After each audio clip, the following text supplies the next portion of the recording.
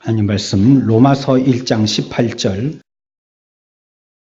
하나님의 진노가 불의로 진리를 막는 사람들의 모든 경건하지 않음과 불의에 대하여 하늘로부터 나타나나니 이는 하나님을 알만한 것이 그들 속에 보임이라. 하나님께서 이를 그들에게 보이셨느니라. 창세로부터 그의 보이지 아니하는 것들 곧 그의 영원하신 능력과 신성이 그가 만드신 만물에 분명히 보여 알려졌나니 그러므로 그들이 핑계하지 못할지니라. 하나님을 알되 하나님을 영화롭게도 아니하며 감사하지도 아니하고 오히려 그 생각이 허망하여지며 미련한 마음이 어두워졌나니. 아멘. 찬양하겠습니다.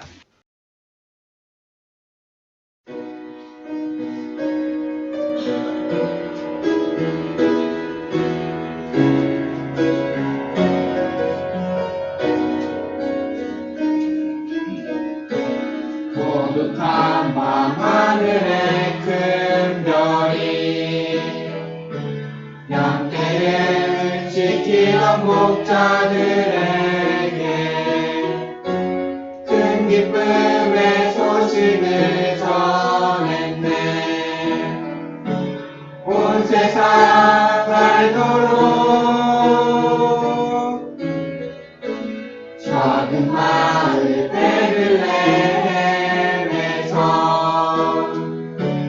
아기 예수님 탄생했으니 가장 큰 왕이 나셨다네. 예수는 만왕의 왕이 나셨다. 이 땅을 구원하실 왕, 만 백성들아 기뻐하라. 우리의 왕이 나셨다. 그의 강한 능력의 손길이 병든 자 가난한 자들에게 구원의 소망을 주시네. 그분은 평강의 왕이 나셨다. 이 땅을 구원하실 왕, 만 백성들아 기뻐하라. 우리의 왕이 나셨다. 왕이 나셨다. 이 땅을 구원하실 왕, 만 백성들아 기뻐하라. 우리의 왕이 나셨다.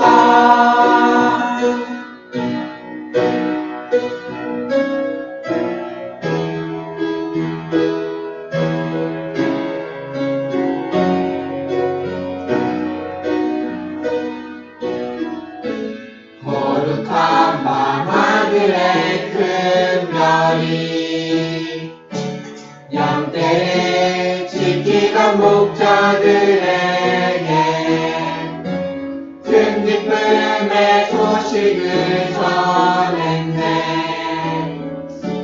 온 세상 알도록 온 세상 통치할 메시아 주께서 온 우주 다스리니 그 나라 영원하리라. 왕께 경배하세. 왕이 나셨다. 이 땅을 구원하실 왕, 만 백성들아 기뻐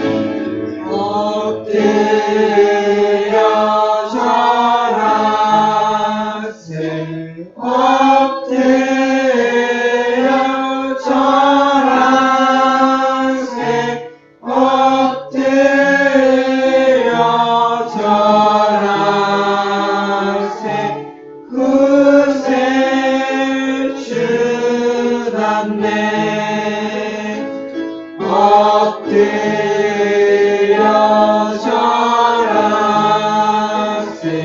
엎드려 절하세 엎드려 절하세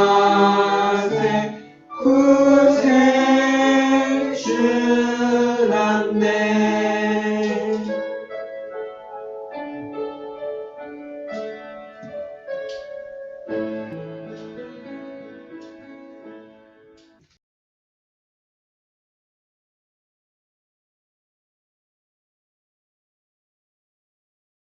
하나님을 알고 하나님을 따르는 지식은 매우 힘듭니다, 사실은. 시작도 하는 사람들이 많지가 않고 따라가다가 중도에 포기하는 사람들은 엄청 많습니다.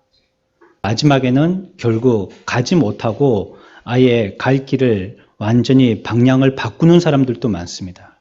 우리의 구원이라는 것은 우리의 스스로의 힘을 가지고 되는 것이 아닙니다. 하나님이 은혜 주셔야지만 되기 때문에 우리가 입에 붙여서 하나님께 은혜 달라고 간구하는 것입니다. 우리의 신앙생활을 내가 인지하고 힘이 있고 환경이 받쳐주면 할 수 있다는 생각을 버리셔야 됩니다. 하나님이 얼마든지 하루에도 우리의 형편을 이렇게 저렇게 바꾸실 수도 있고 내가 믿음 생활을 해나갈 때 어떤 일들이 발생되어질지 우리들은 예상할 수가 없습니다. 이걸 여러분들이 미리 대비하고 준비하든지 그렇지 않은 길로 첩경으로 내 나름대로의 쉬운 길로 고난을 당하지 아니하고 예수 믿을 수 있는 방법을 마련해 보지만 그것이 수포로 돌아갈 때가 많고 하나님 앞에서는 부질없는 짓입니다. 예수 믿을 때 우리가 진지하게 믿어야 됩니다. 하나님을 믿는 것은 유흥풀이하는 것이 아닙니다.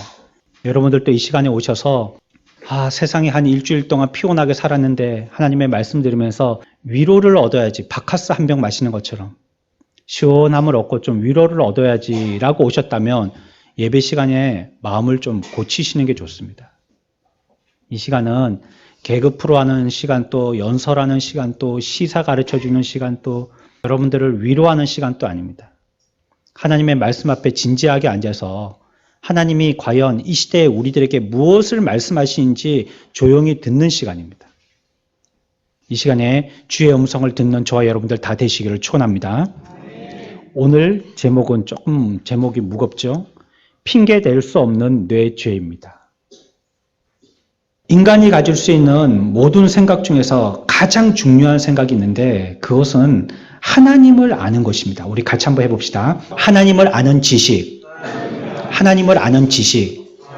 이것이 우리가 가져야 하는 생각 중에서 가장 중요한 것입니다. 하나님을 아는 지식을 기초로 해가지고 모든 교리가 만들어지고요. 하나님을 아는 지식을 통해서 우리가 무엇을 행동할지를 결정하게 됩니다. 반면에 하나님에 대해서 잘못된 지식을 갖고 있거나 무엇인가 지식의 균형을 이루지 못한 부족을 이룰 때는 그 사람의 성품과 그 사람의 행동에 반드시 영향을 끼치게 됩니다. 예를 들어 볼까요? 만약에 우리가 주의를 범했을 때 하늘에서 불이 떨어진다면 내 삶은 송두리째 가루가 되어질 거라는 지식을 갖고 있다면 우리가 예수 믿을 때 주의를 범할 수 있을까요? 내가 마음으로라도 죄를 지었을 때 그 죄로 인해 가지고 내 삶이 모두 황폐화되어진다면 하나님 앞에 감히 내 마음으로라도 죄를 지을 사람이 있을까요? 무엇인가 자기 나름대로 그 생각에 대해서 여지를 가질 수 있는 지식을 갖고 있기 때문입니다. 하나님이 사랑의 하나님이니까 또 긍휼의 하나님이시니까 또 어떤 부분은 하나님이 또 그래도 다음에 우리들에게 기회를 주시겠지 라는 지식에 우리들은 어떤 경우에는 죄악으로 빠지고 더욱더 영적으로 게을러지게 되더라는 것입니다. 그 사람의 지식이 그 사람의 마음과 행동을 결정합니다. 하나님에 대한 어떤 지식을 갖고 있나가 여러분들의 삶을 결정하는 것입니다. 그래서 오늘 사도는 서신서를 통하여서 부패의 원인들을 말하고 있는데요. 그것은 하나님이 어떤 분이신지에 대한 존재, 그리고 그가 어떤 속성을 갖고 계신지에 대한 성품, 여기에 대해서 잘못되고 삐뚤어진 지식을 갖고 있기 때문이라고 얘기하고 있습니다. 그렇기 때문에 그들이 지금 세상 가운데에서 썩어 문드러졌다라고 얘기하고 있는 거예요. 이 세상에서 그리스도인들이 빛을 발하지 못한다는 것입니다. 그리스도인들이 어쩜 밟히는 소금이 된다는 것이죠. 성경의 역사를 찾아가 올라가 보면 인간이 그러면 처음부터 잘못된 지식을 갖고 있었느냐 하면 그렇지는 않습니다. 아시다시피 창세기 1장 26절에 하나님이 이르시되 우리의 형상을 따라 우리의 모양대로 우리가 사람을 만들고 라고 얘기하고 계십니다. 처음에는 하나님의 모양과 하나님의 형상대로 지음받은 인간이라고 얘기하고 있어요. 그것은 곧 처음에는 하나님에 대한 바른 지식을 가지고 있는 인격체였다는 것을 얘기하고 있습니다. 처음에 만들어질 때는 바른 지식을 갖고 있었어요, 모두가. 중요한 것은 저나 여러분들이나 지금 하나님에 대한 지식이 없어서 부패해지는 게 아니라는 것입니다. 우리 교회 다니는 그리스도인들만 해당되는 말이 아니고요. 모든 인류에게 다 공평하게 해당되는 말입니다. 문제는 하나님으로부터 받은 이 영혼의 기능들을 우리가 제대로 활용하지 않았기 때문이에요. 그래서 그로 말미암아 처음에 우리들에게 주어진 선하고 바른 지식들이 이루어지게 되어진 것입니다. 처음에 부모님이 용돈을 안 주신 게 아니고 주셨는데 그거 어떻게 호주머니에 대충 넣고 이렇게 놀이터에서 놀고 이러다 보니까 그냥 언제 빠졌는지 모르겠는데 어디에서 흘렀는지 모르겠는데 잃어버렸다는 거예요. 오늘 우리가 읽었던 로마서 19절부터 보면 하나님의 진노가 불의로 진리를 막는 사람들의 모두 경건하지 않음과 불의에 대하여 하늘로부터 나타나나니 이는 하나님을 알만한 것이 그들 속에 보임이라. 하나님께서 이를 그들에게 보이셨느니라.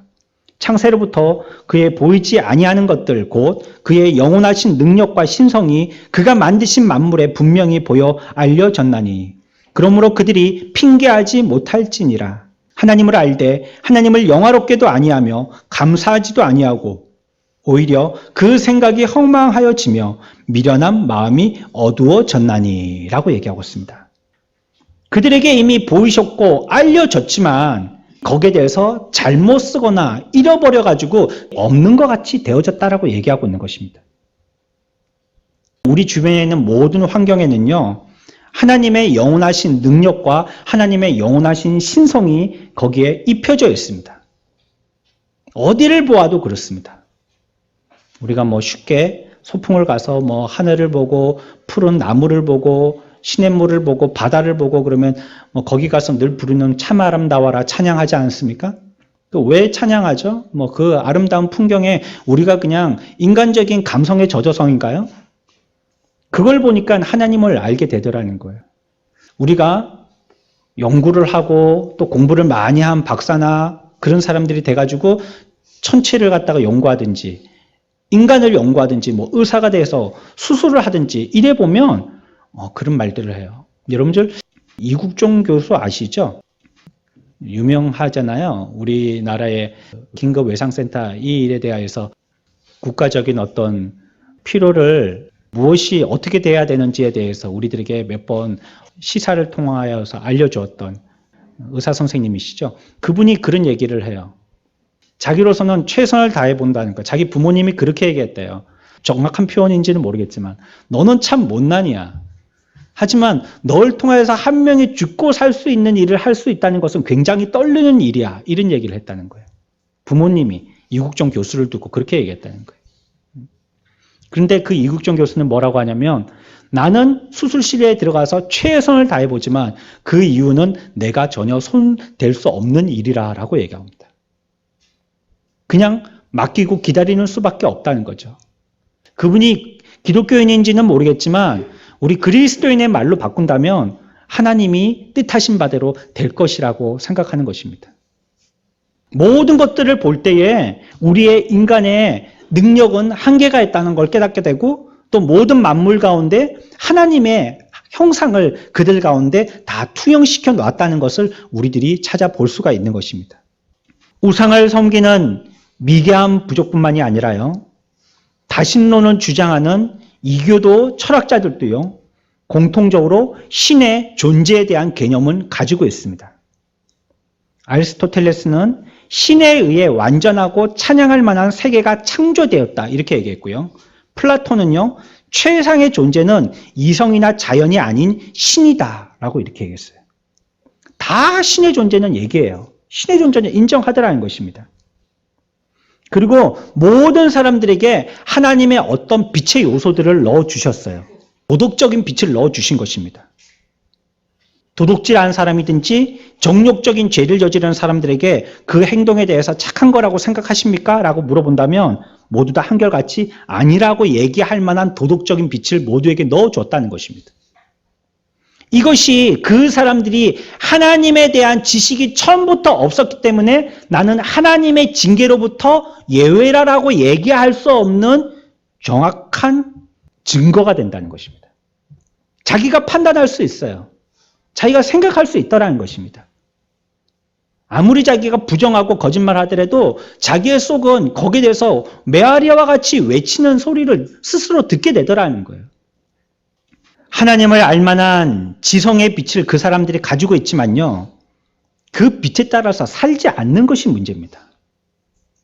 우리가 그와 같이 인도를 따르지 아니하고 불순종하고 외면하고 그 빛을 내가 가지고 있던 어떤 지식에 덮어버리고 하다 보니까 그 빛이 점점 사그라들어서요, 이제는 내가 활용하고 쓰는 모든 것들은 주님이 주신 그 빛이 아니라 인간적인 나의 생각이나 감정으로 해버리게 될 때 그 빛은 잃어버린 것처럼 소용이 없게 되더라는 거예요. 우리에게 있지만 불구하고 그럼에도 그것은 전혀 활용되지 못하더라는 거예요. 이건 뭘 얘기합니까? 하나님이 우리들에게 빛을 주신 그 빛하고 우리가 지금 행하고 있는 우리의 행동하고 사이가 굉장히 멀다는 걸 얘기하고 있어요, 지금. 정확한 빛을 주시고 확실한 빛을 주셨지만 그 빛을 가지고 행동하는 우리의 삶은 거리가 너무 멀다는 거예요. 그대로 안 산다는 것입니다. 그럼에도 불구하고 그 빛에서 떨어져 있는 삶을 사는 그 삶에서 돌이키지 아니한다는 데 더 큰 문제가 있습니다. 그게 즐거워요, 그냥. 죄 짓고 그렇게 살고 내 가운데 있는 빛을 없애서라도 내 욕심을 채우고 정욕대로 살고 내 기분대로 살고 내 자존심대로 살고 내가 나인 걸 드러내면서 사는 이것이 빛을 잃고 고통스러워하는 것보다 더 기쁘다는 거예요. 거기에서 오는 희열이 더 강하다는 것입니다. 우리가 수요일날 아나니아와 삽비라에 대해서 잠시 언급했죠. 그들이요, 하나님 앞에 자기의 모든 재물들을 그 시대 모든 교회 교인들이 했던 것처럼 다 바쳤는데요, 욕심이 그 마음을 덮었어요. 정욕이 덮었어요. 그래서 하나님 앞에 나아갈 때에 온전하고 거룩한 마음을 가지고 나아가는 그 마음이요, 활용되지 못할 마음이나 그의 정욕이 덮어버린 거예요. 그래서 사도 앞에서 뭐라고 얘기했죠? 이게 다라고 거짓말했지 않습니까? 하나님 앞에서 거짓말을 밥 먹듯이 하는 겁니다. 전혀 개의치 않고 하는 겁니다. 방금 직전에 자기 남편이 거짓말하다가 죽어서 끌려나간 자국이 바닥에 선명해 있는데도 불구하고 그것도 모르고 부인이 와가지고 남편하고 집에서 입 맞춘 대로 거짓말을 또 하는 겁니다. 그 마음은 이미 화석화됐어요. 단단히 굳어져서 어떤 것으로도 깨어지지 아니하는 단단한 마음이 돼버린 것입니다. 우리가 조심해야 될 것이 있습니다. 하나님의 말씀이 여러분들을 바늘처럼 찌르든지 정처럼 두드릴 때 그거 깨져야 합니다. 여러분들이 그 시간에 그걸 깨트리지 아니하면요, 시간이 지날수록 그것은 더욱더 딱딱해집니다. 다음에는요, 훨씬 깨트리기 어려워지든지 아니면 오히려 그것을 한 부분으로 제외해서 깨트릴 것을 여러분들 포기하고 맙니다. 비행기의 한쪽 날개가 무거운 짐을 달아버리면요, 그 비행기는 뜨지 못하고요, 떠도요 그 자리에서 맴돌거나 추락하고 맙니다. 바른 비행을 할 수가 없어요. 우리의 신앙도 마찬가지인 거예요. 우리 모든 인간들이 가지고 있는 공통적인 특징이 하나가 있죠. 뭡니까? 우리가 겉으로 행동하는 것보다는 우리 속으로 훨씬 많은 지식을 갖고 있다는 겁니다. 여러분들은 여러분들이 속에 생각하는 걸 그대로 다 표현하지 않습니다. 그러니까 속으로 더 많은 생각과 더 많은 지식을 갖고 있는 것이에요. 그러니까 우리들에게 나타나는 이런 행동들은요, 전체가 아니고 일부분입니다. 사람을 갖다가 오래 사귀어봐야 안다는 것이 그전에는 이것만 보이고 저거는 안 보여줬던 걸 이제 오랜 시간을 지나면서 다 볼 수 있기 때문에 그 사람을 파악할 수 있는 거예요. 우리들은 일부분만 행동해요. 나머지는 속으로 지식을 그냥 안고 있는 것입니다. 사람들이 왜 율법으로부터 정죄당합니까? 그들이요, 하나님을 알고 있는 자신들이 아는 만큼 행하지 않기 때문에 그래요. 유대인들은 많은 지식들을 가지고 있었습니다. 그런 점에서는 그들은 굉장히 유리했지만 오히려 그렇기 때문에 그들은 더욱더 혹독한 심판을 받을 것입니다. 그렇지만 이방인은 그런 지식이 없다고 해서 면제의 이유가 되는 것이 아닙니다. 이방인에게는 양심이 율법이 되어진다라고 성경은 얘기하고 있어요. 그래서 정죄의 여부는요, 그 사람 마음속에 그 빛의 양이 얼마나 많은지 적은지 그 분량의 한도 내에서요, 그 사람이 정말로 합당하게 살았는지 그것에 달려있는 것입니다.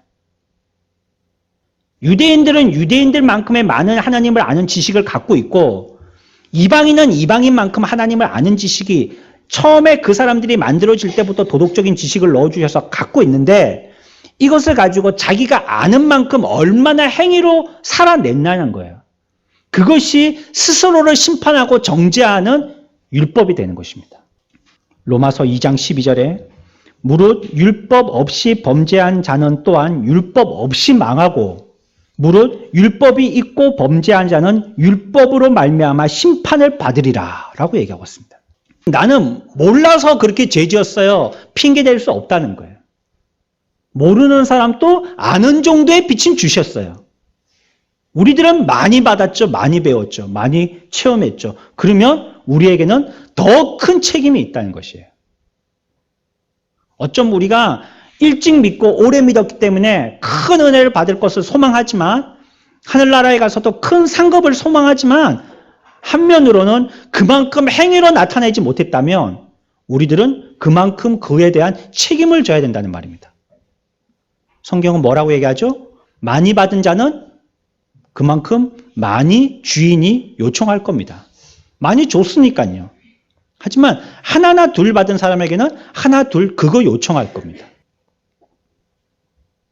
기록되어 있던 율법이든지요, 내 마음속에 있는 율법이든지요, 하나님의 원리 안에 다 있는 것입니다. 하나님의 원리를 벗어날 수 있는 인류는 아무도 없습니다. 그래서 예수 안 믿는 사람들은 나는 예수와 상관없는데 왜 지옥에 간다는 말인지 이해가 안 간다고 얘기하지만 그것은 전부 다 하나님의 원리 안에 포함되어 있는 인생이기 때문에 그렇습니다. 어떤 존재도 나면서부터 하루도 못 살고 죽은 아이라 할지라도 하나님이 만드신 인류 가운데 있는 살아 있는 모든 이 세상에 있는 만물들은 다 하나님이 그 빛을 넣어주셨기 때문에 핑계하지 못한다는 것이에요. 법은 뭘 얘기하죠? 법을 제정한 사람의 성격이 어떤지를 얘기합니다. 북한 같은 데 지금 보십시오. 한 사람이 독재를 하고 있잖아요. 그가 법을 다 만들잖아요. 뭘 얘기합니까? 법을 제정한 그 사람이 어떤 사람인지 얘기하는 거예요. 독재 좋아하는 사람이고 죽을까 봐 두려워하는 사람이고 핵 가지고 깡패질을 하려고 하는 사람이고 그걸 다 보여주는 거예요. 법이 그 사람을 보여주는 것입니다. 그렇기 때문에 법을 알면요, 그 사람을 알 수 있어요.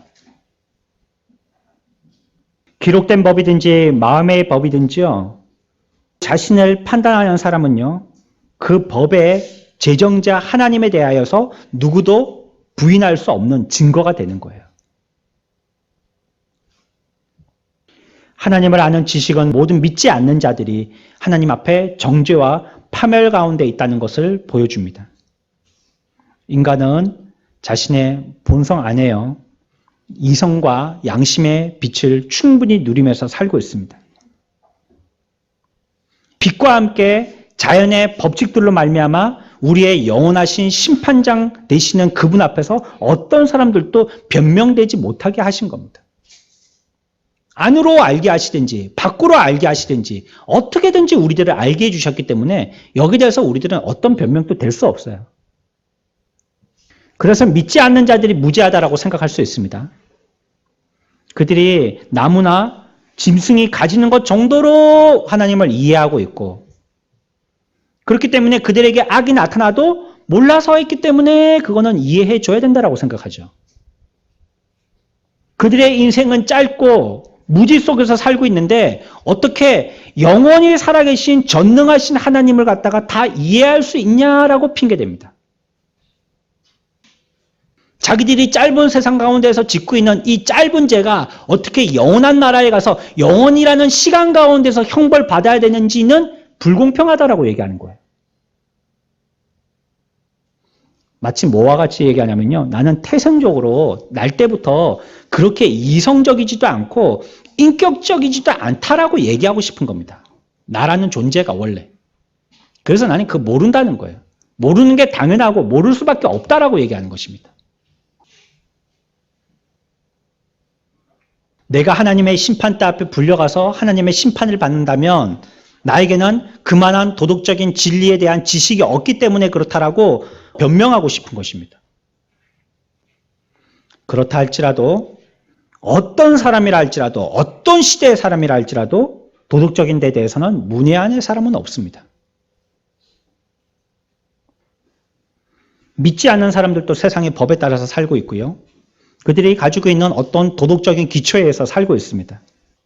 어떤 시대에는 하나님의 빛이 무엇인가의 사상에 의해서 가려지는 시대에 살기도 합니다. 하나님의 빛이 전혀 힘을 쓰지 못하게 되는 것처럼 보이기도 해요. 인간의 노력은 어떻습니까? 무궁무진하죠. 어떻게 저런 것들을 다 만들어내는가 우리가 다 이해할 수도 없는 과학의 산물들이 우리의 실생활 가운데서 이제는 가전제품으로 활용되고 있지 않습니까? 이렇게 우리들은 스스로 참 똑똑한 존재들이라고 고백합니다. 근데 그 말은 또 한편으로 무엇을 얘기하냐면 나는 굉장히 똑똑하고 무엇인지 잘 발명해내는 사람이기 때문에 하나님을 모를 수 없다는 것을 또한 증명하는 사람이에요. 이 시대에 발맞춰서 함께 살고 있으면서 자기의 똑똑이를 자랑하는 사람들은 그러면서 나는 하나님 없어도 살 수 있다라고 하는 사람들은 그 삶 가운데에서 하나님을 부인할 수 없는 그런 인격과 지식을 그에게 넣어줬다는 것을 그들은 부인할 수가 없는 것입니다. 그러한 사람은 인간이 가져야 할 책임을 자기들이 가져야 하는 것이에요. 하나님이 주신 능력과 재능들을 바르게 써야 할 의무가 있다는 것을 얘기하는 것입니다. 그렇게 진리의 의무를 저버린 저들에게 대해서요. 불의로 진리를 막는 사람들이며 경건치 않음과 불의에 대하여서 하늘로부터 쫓아 나타나는 하나님의 진노를 받는 일은 이것은 매우 당연한 거고 지극한 겁니다. 그런 사람들이 그런 벌을 받는다는 것은 이거는 누구도 부인할 수 없는 자연스러운 것이에요. 어쩜. 문명시대에 우리들은 살고 있습니다. 이 시대에 우리들은 탐욕과 정욕에 눈이 멀어서 살고 있습니다. 하나님 나라가 너무 멀리 보이죠? 이 세상에 돈이 크게 보이고 사람들이 더 크게 보이지 않습니까? 문명의 도시에 악행과 범죄가 끊이지 않습니다. 이 도시에 고상함이 어디 있습니까? 우리 창원의 고상함을 뭐로 고상함을 드러낼 수 있겠어요? 관광지 한 개 만드는 거요? 뭐 길다란 다리 한 개, 터널 한 개 뚫은 거요? 뭐가 우리 도시의 고상함을 나타낼 수 있을까요? 그 속은 모두 다 썩어 문드러진 것뿐이 없어요. 다 껍데기예요. 그들의 존재는 죄와 비참함 그 자체입니다. 우리의 몸과 영과 이성과 지성 이 모든 것이 감각적으로 인해서 모두 다 부패해버렸어요. 다 허물어져 버렸어요. 단테라는 사람은 뭐라고 얘기했냐면요. 이러한 우리 인간의 모습을 가지고 시궁창에 빠진 사람이 허우적거리다가 결국 밑으로 깔아앉고 그 사람이 깔아앉으면서 입으로 내뿜는 공기방울만이 수면 위에 올라오는 모습이 오늘날 이 세상의 삶과 같다라고 얘기했어요. 야단스럽게 분주복잡하게 뛰어다니는 사람들의 모습을 보십시오. 우리가 언제부터 차를 탔길래 차 없으면 이제는 생활을 못하는 시대가 됐잖아요. 어린 아이들도 버스 2정거장 정도는 걸어가기에 충분할 거리라고 생각되는데 멀다고 안 걸어가는 거예요. 그걸 어떻게 걸어가냐면서. 부패한 삶의 질병에 발작하며 질식하듯이 살고 있습니다. 우리들은. 자신들은 자기의 멋대로 살아가죠. 어떤 진리의 의무도 행하려고 하지 않고요. 말씀의 지도도 따르려고 하지 않습니다.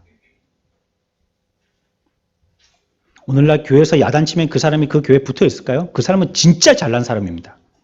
그 사람은 계속 우러러볼 사람이에요. 10중 8구는 다 도망갑니다. 교회가 여기밖에 없나 하고 다 도망갑니다. 그래서 오늘날 한국 교회도요. 7위가 없어졌잖아요. 7위라는 건 분명히 헌법에 있는데 교회가 교회됨에 대해서 얘기할 때 7위라는 것을 분명히 얘기하고 있지만 한국 교회가 7위 어느 교회에서 7위 하나요? 7위를 해도요. 할 수가 없는 겁니다. 여기서 7위 하면 다른 교회 가버리는데 뭐.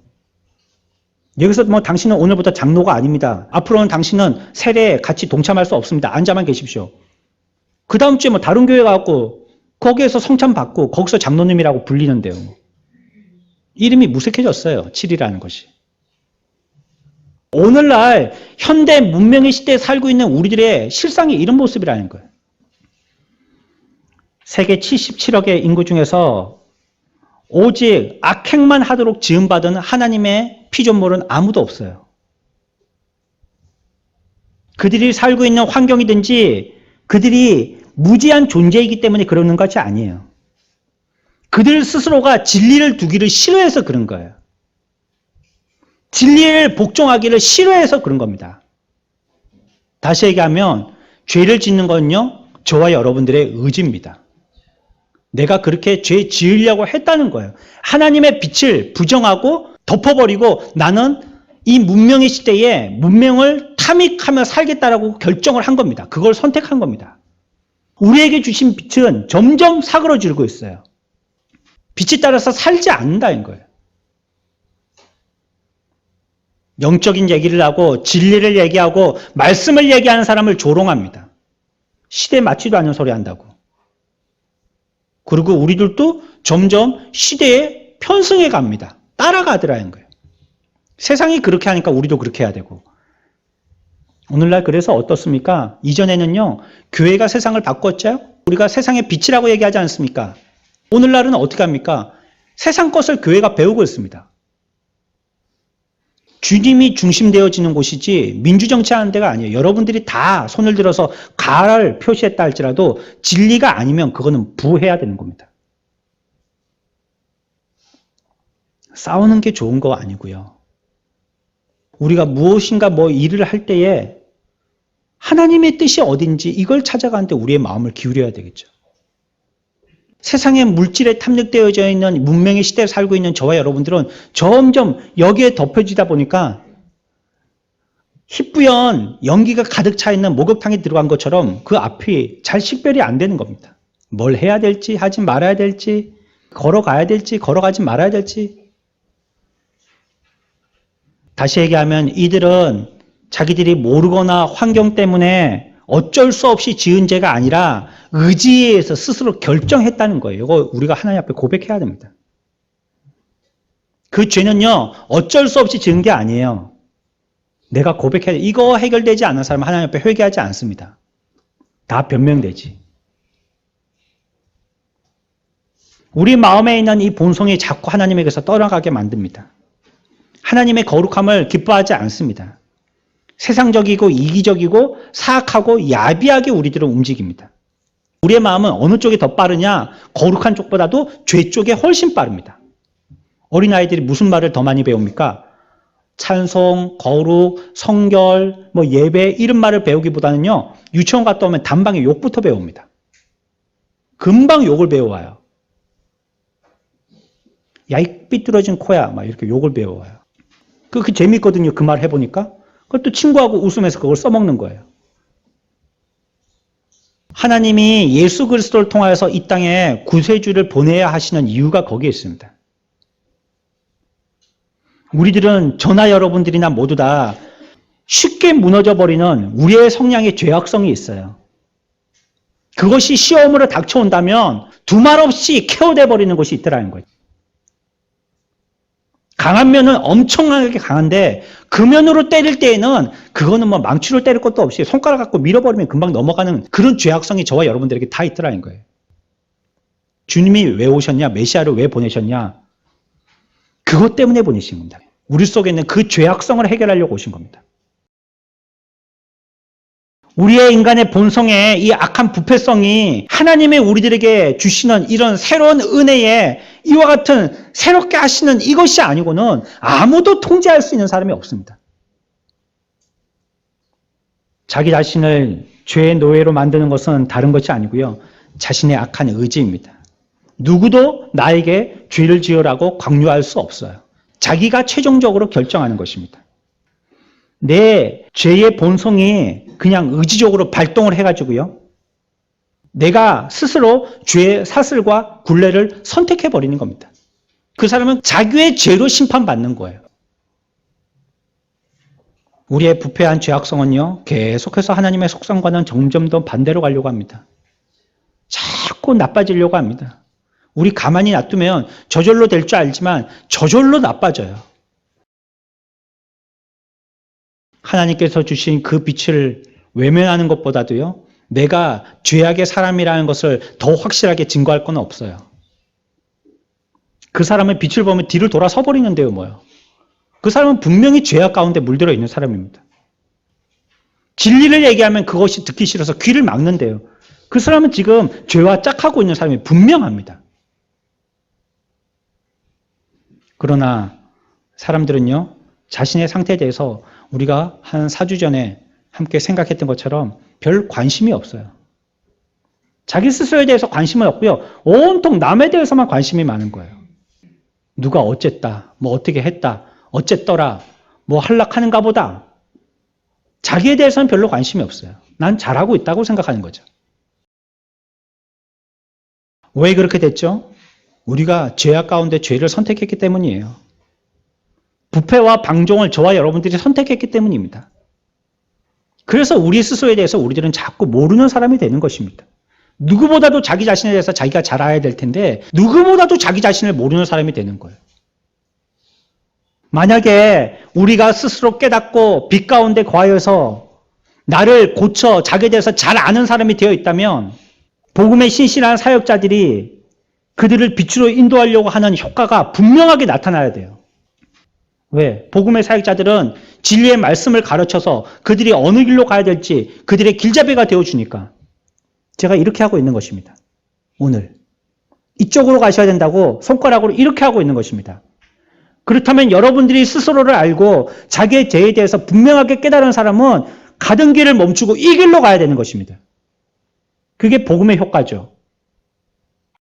예레미야 2장 25절에요. 아니라 이는 헛된 말이라 내가 이방 신들을 사랑하였은즉 그를 따라 가겠노라 하도다 라고 얘기하고 있습니다. 죄 가운데 있는 사람이 죄를 미워하지는 않습니다. 죄를 사랑합니다. 죄 가운데 빠져 있는 사람이 죄를 혐오하지 않습니다. 죄와 짝대에 있는 거예요. 자기는 모르고 했다 하지만 자기가 좋아서 그 죄를 짝하고 데리고 있는 겁니다. 지금 안 보내고 있는 것이에요. 그 사람이 진리 가운데 파묻혀 있어야 되는데 죄를 깊이 사랑하고 있는 사람입니다. 잠시의 쾌락을 맛보기 위해서요. 그것으로 말미암아 죄가 가져오는 영원한 고통을 불사합니다. 상관없어요. 앞으로 어떻게 될 망정이라도 지금 기분 좋게 살자는 거예요. 편하게 살자는 거고요. 양심을 굴복해서라도 살자는 겁니다. 오늘 우리가 읽었던 로마서 2장 17절에서 23절까지에 보면 그런 말씀을 하고 있습니다. 무슨 말씀이냐면 신앙의 환경에 있는 사람이 정죄의 무게가 더하다는 것입니다. 조금 미약하게 아는 사람이 형벌을 받는다면 좋은 환경에서 많이 안 사람은 그에 대한 책임이 무겁다는 걸 얘기하고 있습니다. 하나님을 충분히 알만한 기회를 말씀으로 사역자들의 회개의 촉구로 알고도 불신실한 삶을 사는 사람에게는 하나님의 율법은 하나님을 알되 하나님으로 영화롭게도 아니하고라는 최후 선고가 내려질 것을 얘기하고 있는 거예요. 수정하고 독려하고 회심을 안내할 때 여전히 자신의 의지를 굽히지 않고 완고한 자들은요, 하나님의 자녀가 되었을 때에도 그분의 긍휼에서 제외되어집니다. 하나님을 알고 영광스러움에 참여한다는 것은 엄청난 특권입니다. 하지만 그 특권에는 또한 엄청난 책임도 따른다는 것을 기억해야 할 것입니다. 성육신하신 그리스도께 우리의 죄를 비추어 봐야 합니다. 창조주보다도 피조물을 더 사랑하고 섬기면서 인간 자신을 우상으로 섬기는 무서운 죄에 빠져있는 영혼을 구속하기 위해서 이 땅에 주님은 오셨습니다. 그렇다면 그 주님에 대해서 우리가 하나님을 알면서도 영화롭게 하지 아니했던 이 죄는 결단코 작은 죄가 아닌 거예요. 그 죄는 무서운 죄인 거예요. 우상을 섬기는 피조물들이 지은 죄와 마찬가지인 죄인 거예요. 우리가 안 믿는 사람들을 불쌍하다고 그 사람들을 쳐다보면서 혀를 차지만 믿는 우리들이 많은 지식을 갖고 있음에도 불구하고 내 지식을 굴복하지 않고 참 진리를 받아들이지 아니하는 건요, 그 사람보다 더 큰 징벌을 받게 되더라는 거예요. 우리는 이미 알았기 때문에. 알면서도 안 했기 때문에. 여러분들 마음에 만약에 하나님을 영화롭게 하지 아니하였다는 이 말들이 여러분들에게 죄로 느껴진다면 그 죄에서 빨리 회피해야 합니다. 빨리 그 죄를 해결해야 합니다. 내가 하나님을 영화롭게 하지 아니한 우리의 삶이 오늘의 말씀을 통하여서 여러분들의 가슴을 치게 된다면 여러분들은 빨리 그 자리에서 벗어나야 됩니다. 그 죄에 머물러 있으면 조만간 소돔과 고모라처럼 되고 맙니다. 저와 여러분들은 그분에게 지음을 받았습니다. 우리가 우리를 지은 분을 영화롭게 하는 것은 당연합니다. 하지만 영화롭게 하지 아니한 것은 어떤 것보다도 큰 죄인 거예요. 이것은 우리의 엄숙한 의무입니다. 여기에는 큰 책임이 따르고요. 끊임없이 부단하게 우리들을 뒤돌아봐야 됩니다. 우리는 잘 살고 있습니까? 과연 우리들은 주님 앞에서 주님을 영화롭게 하는 삶을 살고 있습니까? 우리의 환경과 우리에게 주신 지식을 잘 활용해서 하나님께 영광 돌리고 있습니까? 하나님이 우리들에게 주신 그 빛을 꺼뜨리지 아니하고 더욱더 배가로 불려서 밝히고 있습니까? 오늘 여러분들이 말씀 앞에서 제가 넣어드리는 지식이 아니라 여러분들이 가지고 있는 지식을 가지고 확인해야 할 중요한 문제입니다. 우리의 인생에 빛으로 오신 그 분을 우리의 평생에 영화롭게 하여서 하늘나라에 가서도 주님을 영화롭게 하는 우리의 삶이 되어지는 저와 여러분들의 복된 삶들이 되시기를 축원합니다.